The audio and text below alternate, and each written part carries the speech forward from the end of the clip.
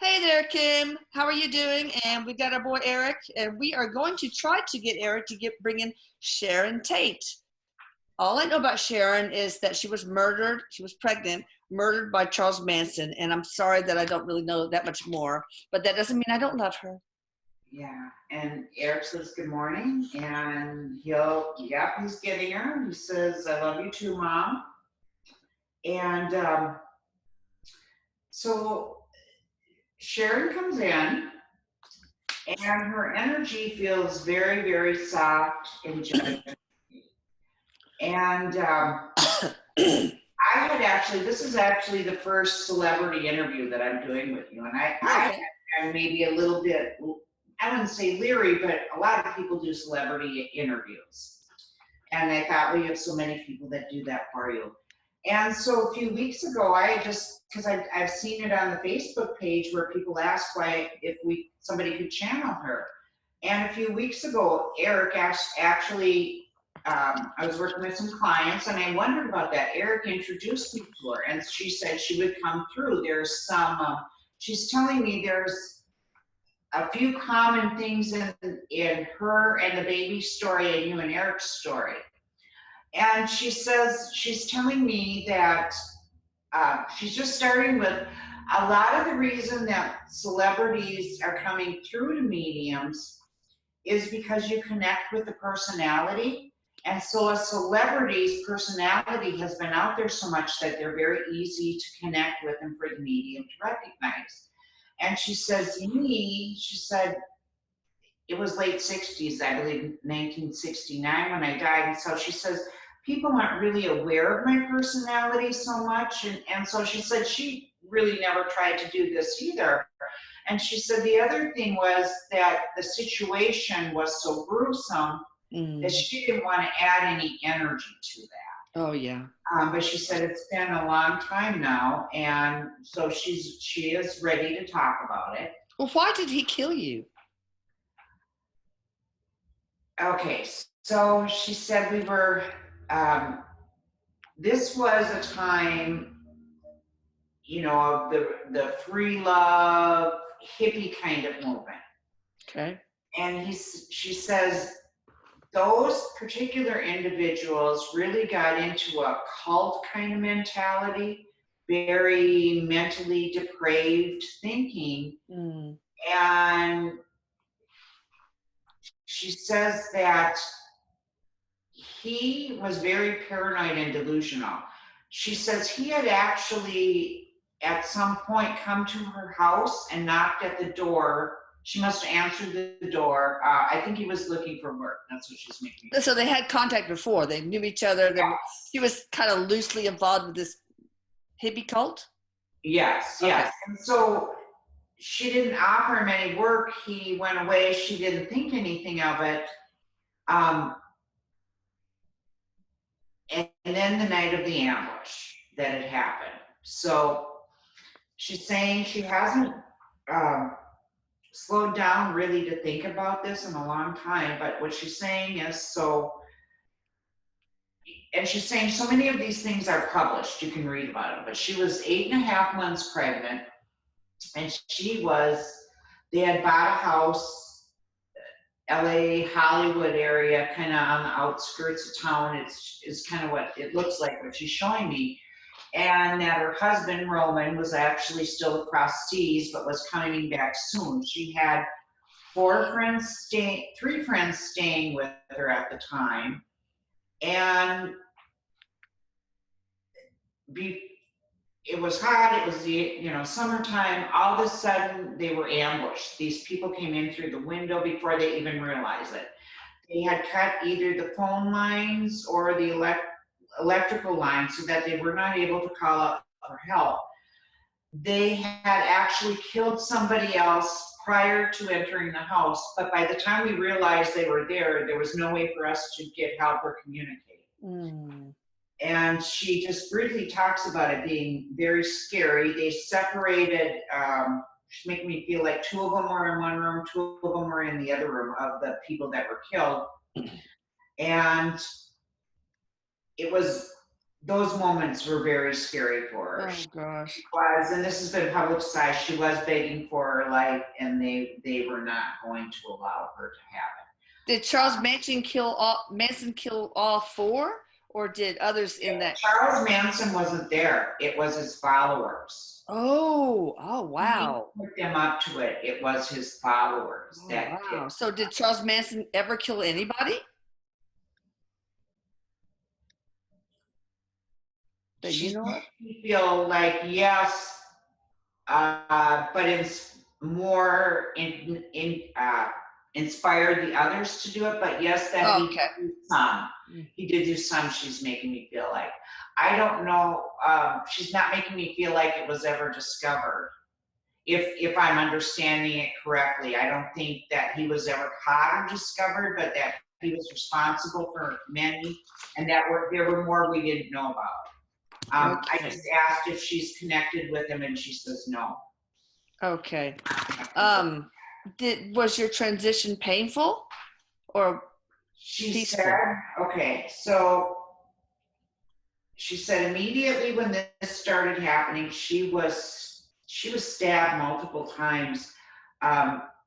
She was in such a state of shock that it seemed very surreal, almost like a dream. So she was terrified, but there was a air of calmness. Detachment. Yeah, sort of like detached emotionally from the. Yes, she said it was like that. She said at the first blow, she left her body. Although her body didn't appear to die right away. She said her infant son did not exit the body right away. He did not let go right away. He was kind of in and out. So she stayed at the scene, which was very chaotic, and waited for her baby to exit the body. She said that within a fairly short amount of time, it was like a tunnel experience for her. Her and the baby went together. And she talks about her family. She had a couple sisters and her parents. One of the sisters is with her now on that side of the veil. I'm not sure about the parents.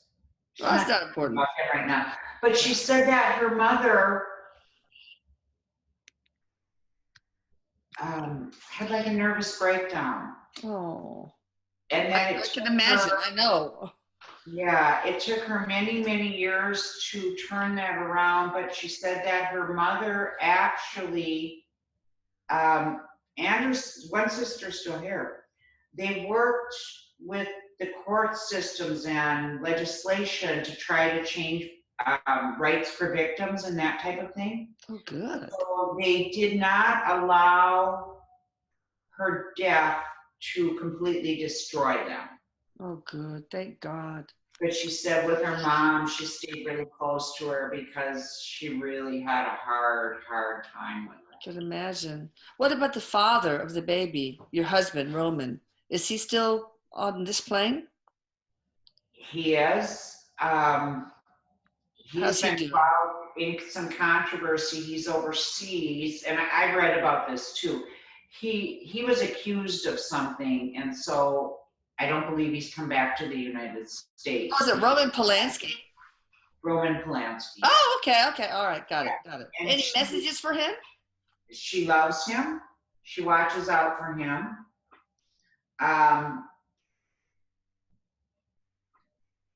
She tells me that he felt a sense of, because there was some conversation of him coming back when he should come back because they were filming overseas, that there was a sense within him of a guilty feeling that if he would have come back with her at the time, that none of this would have happened, and that he was devastated. He was very devastated. She said that she loved him dearly. She said the culture at the time was you know, it was this free love kind of culture. Yeah. And she said, so she's making me feel like, I don't know if Roman was a cheater, but with the position he was in, he had a lot of girls that would throw themselves at him. Okay, well, that's not important. What about the baby? Are you still with the baby? Yes. She said that's okay. So she's talking about, I have to have Erik help me with this. What she's talking about is her and the baby. This was not a charted exit point for them.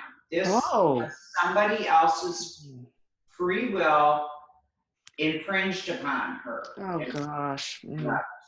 She said this was not an exit point, but what she's saying is that her and the baby in this lifetime that she was coming into, they were to have a lifetime where they either died together or died within very short order of each other. Why? Because, and I'm having Erik help me with this because it's a little bit, I don't want to mix up the stories. There were 2 lifetimes. One where, okay, was she? Okay. She was a little boy, and the baby, who Roman named Paul, was the mother. As a little boy, it was in the country. It looks like maybe a couple hundred years ago. Okay. The little boy wandered off playing, and something happened, and he was lost and never found. He died. Mm. She's making me feel like he might have fallen into like an animal burrow or a hole in the ground or something, and he was never found. Mm. And that was Sharon in that lifetime. Right. Mom, who was the baby, never quite got over that and longed for her baby her whole life and carried a lot of depression with her. So that was one contributing lifetime. So she decided to die this life. Yes, they were going to live a lifetime where they got to stay together pretty much to the end, through the whole life. Okay. The next lifetime, or maybe it was before then, I'm not sure I have the timeline right.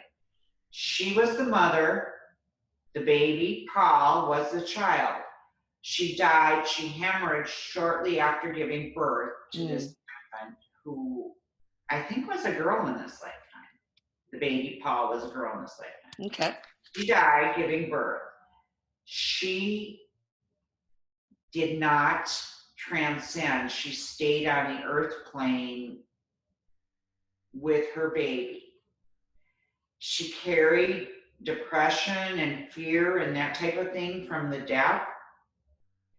And it influenced the baby in that lifetime because she, and as the child grew up, because her energy was so saddened and around the baby all the time and had a negative impact. And what was that negative impact? The baby could feel the sadness, or the child, because it eventually grew up saying the baby, could feel the sadness, could just feel this weight of this. Yeah, but did that make her depressed? Yes, and didn't know where it came from. It wasn't even the baby's. So the common theme, and this was with your mother and her struggling with your death, what is the lesson to be learned through these 3, lines? It's almost like spiritual DNA. Right. She says for her and the baby, it was to learn that separation is only temporary, and it's only separation is an illusion. That's what to learn. Separation is an illusion. And that she says with her mother, and she said her mother kind of had an inkling that something could happen. Her mother, there was a time when they were separated because they were in the military and Sharon was doing something else where the family packed up to be with Sharon. She's making me feel like her mother really had an inkling. And her mother, in this lifetime, was to be a support and set up all the circumstances so that she could bring this baby through and live a healthy life and not be overbearing and that type of thing and impact this baby negatively. So she says we did fulfill what we came to do, which I wouldn't say we fulfilled our contract that we died together, but we were supposed to live a much longer life. Yeah. Was what it was.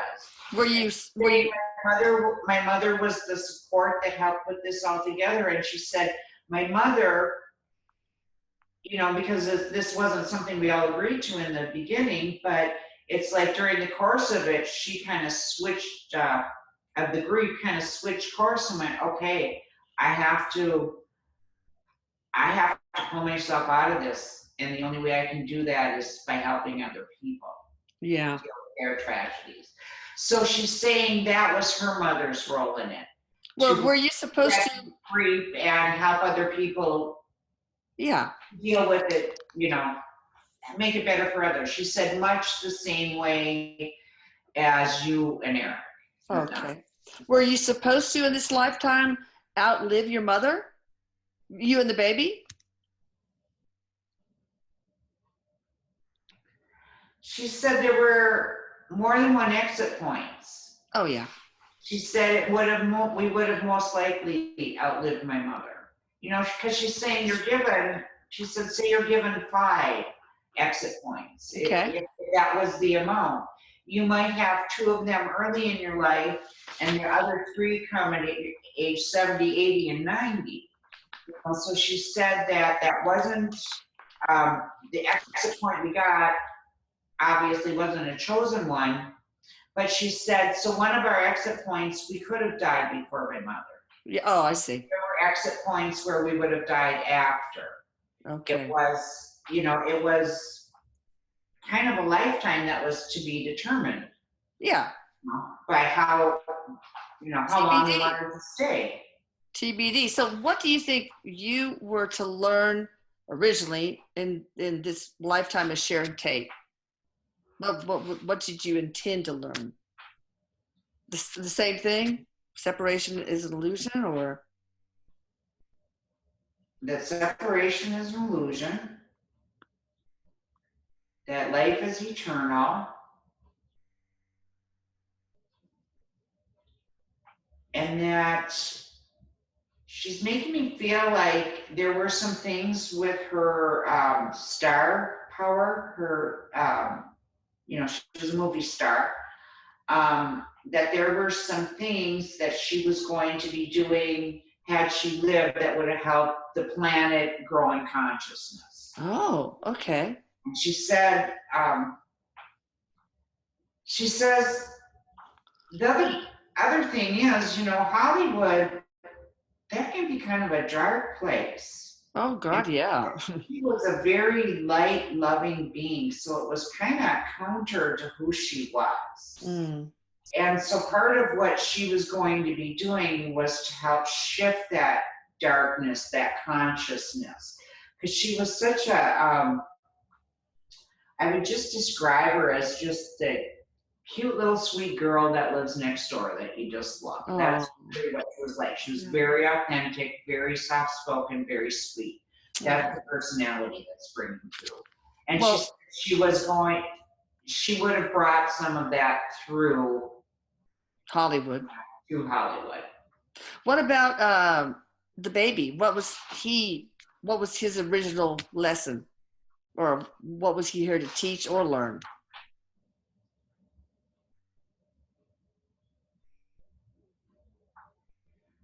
She's talking about, with him being a part of that culture, that,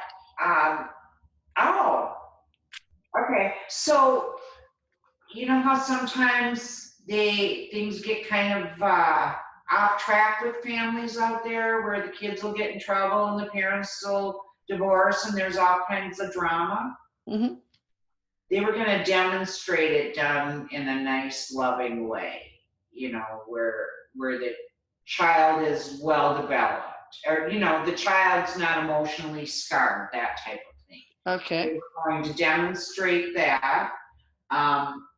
And he basically was just going to have a nice, normal life, live up, grow up, be happy, get his family, you know, get a career, that type of thing. But it was really to show how, under the right set of circumstances and love, that a family could really flourish, that it didn't have to be all this trauma. Oh, that's so that good. was part of it, and also to learn that separation is an illusion, and that this time they got to choose to stay together all the way through. Or, you know, within a very short time of each, they did die separately. I keep seeing like a car accident where they possibly would have gotten together, or maybe the mother would have died. Yeah. You know, and the child a few years later or something like that. Or he could have been an adult by that point. Okay. Have y'all incarnated back on the earthly plane? He is telling me that they are,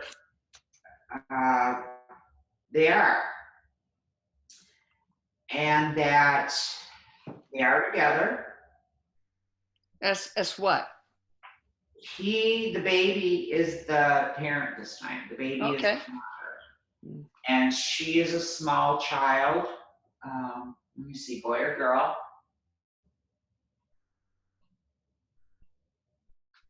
I feel like a girl, like she's a little girl again. Okay. And the baby is the mom, and it feels like somewhere's overseas, Europe. Okay, somewhere in Europe. It's going to be a very happy life, and they don't have those separation issues anymore. They've worked through that. Oh, good. She said it was like a big imprint where they were separated and torn apart. That they got with them, and it was, you know, it was very painful. They don't have to do it again. Well, what is their spiritual mission now? What is their mission? Yeah. Obviously, it can be different. Yeah. They're going to have a happy, normal life. Good. You deserve it, girl. Yeah. She's saying this, by them living through it, it's like it helped them. They finally have come to peace with that and cleared all that trauma.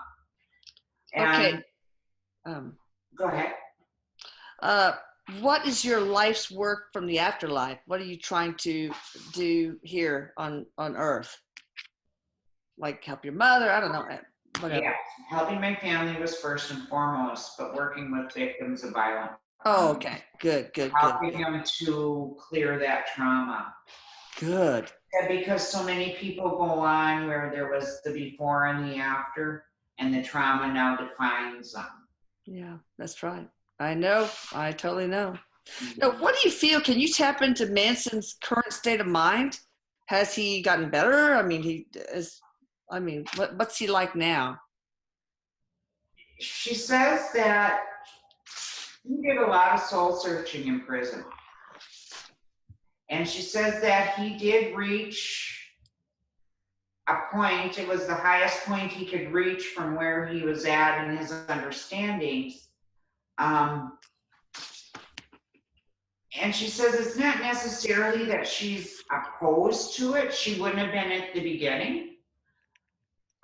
But it kind of feels like, okay, like they really have to match the vibrations to be able to connect and interact. Oh, yeah. He's still down here and she's up here. Okay. You know, so it's not aligned. But yeah, she just doesn't feel drawn to it at some point. She's making me feel like eventually he would raise his vibration enough where he'd be capable of that. Was he mentally ill at the time of your death? She's saying yes. What did it was paranoid schizophrenic or what? He had those tendencies. She's saying he was a narcissist. Okay. And that he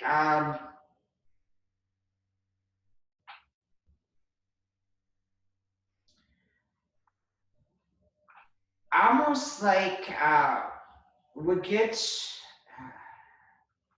he would feel a thrill when he was harming someone, very sick and twisted.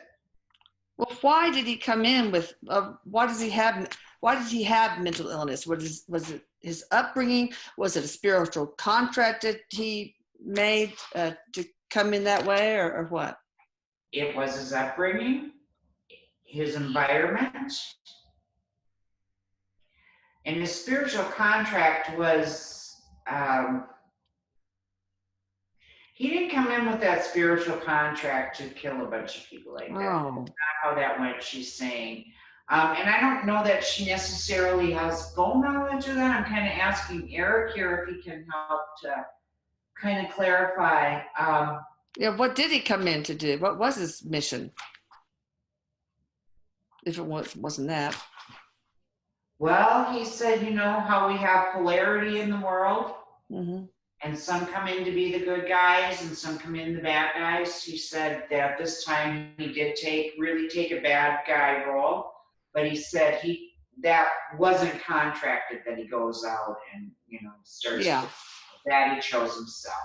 He said he got this like false messiah kind of complex. That's what he felt like and he was a little, you know, he could hear the negative side of the astral realm. They were influencing him. And they wow. Did he have negative attachments, negative entities that were influencing him? Yes. And Erik also talks about the drug abuse. Okay. Like things like LSD and stuff like that, like heavy drugs, that also played a role. And that when he would use those type of things, the astral realm would be able to influence him even more. Oh gosh, I can imagine. So does he still have these attachments, these negative entities? No. Does not on the other side, that doesn't happen. And he is on the other side of them, he's just not as high. Oh, wait, he's dead? Charles Manson? Yeah. Charles Manson's dead, yes. Oh, okay, all right. Does he have any remorse? Yes, he does. And embarrassment. Oh, man, that would be. So he's got a lot to work through before he raises his vibration. She talks about another one that also died of a brain tumor. Oh, Yahoo! One of the other killers? Yeah, Susan. Susan was the one. Oh, no. Okay. So when it happened, Susan and another man, the other man was the one who did the killing. Who was it? Oh, okay. Yeah, he was the one doing the stabbing. The woman, she was begging for mercy. This is the woman who's died now. Oh, okay. Oh. And she said that she hasn't connected with her either. But she said there was some talk, and I knew this too, I had read it. The family was asking for her to be released from prison because she was dying. I think it was a brain tumor. Okay, did she get released? No. Okay. And Sharon is saying, you know, at that point, yes, she was no longer a danger to society and she had done enough work and was remorseful of herself. But she said, really, these people who were in prison thinking they turned a leaf, they did move some forward, some spiritually, but as they started to awaken, they couldn't let go and forgive themselves. And which is something they really needed to do. So they are still working on it from the other side. And I'm asking her if she thinks it's a good idea, should that woman have been paroled so that she could go home and die with her family? And she's saying, you know, it wouldn't have mattered. She wasn't a threat to society, but she said with the intensity of that crime, the violence of it, she said that would have been really hard on her family if they would have paroled her. Yeah. And she said that... On Sharon's family, right? On Sharon's family. Oh, okay. And she said that it just wouldn't have sent the right message to the world. Yeah, I agree. So she said that happened as it was meant to be. She says, although we're not still holding this woman, I think Susan, she's calling her, we're not holding her in judgment, but she's got to work through these things on her own until she can connect with them. Although both, Charlie Manson and them would have told you they've done their rehabilitative work. Maybe they were model prisoners and all that. She said that's just what they thought. Okay. Well, let me ask you one more question. Halfway. Yeah. Let me ask you one more question. At the end of his prison sentence, before he transitioned, did Charles Manson stop believing he was a Messiah? I'm sorry. I know. I saw that. At the end of his prison sentence, when he was still alive, did Charles Manson still feel like he was some sort of Messiah? And did he feel remorse for what he had done before he transitioned? He was starting to come to a place where he knew what Christ consciousness was. He was starting to understand that. His ego was diminishing the part of him that thought he was, the Messiah. And he was somewhat remorseful, but not totally. He couldn't even allow himself to be as fully into it and as remorseful as he needed to forgive it and move on, because it was such a horrendous thing he did. He couldn't face himself. That's what she's saying. He could not face himself. Okay. And when he transitioned, he was really forced to. And that's what he's in the process of doing now, facing himself and what happened, forgiving himself. And like she's saying, he is really at the point of embarrassment. The other one is a little farther along than he was in her spiritual development. Okay, so any last things you want to share, Sharon? Or your baby, Paul? She says that to her family, she loves them, and they will be reunited. Awesome. Thank you for giving you this opportunity. She says, I knew I wanted to, if I did this, come through on your channel, because you know what it's like for a mother. Oh, yeah. Their child. Absolutely. She said, I knew this would resonate with you and you'd understand. Of course. Well, thank you so much for coming in. Erik, thank you so much for bringing her forward and helping us out with this. I love you. And you can get in touch with Kim at embody-light.com. She's awesome, as you can see. I will put it right here as the title splash. And I love you guys. Bye. Bye, Kim. Bye-bye. Erik says, love you, Mom. Love you too. Bye. Ryan says bye. Oh, bye, Ryan. Bye-bye.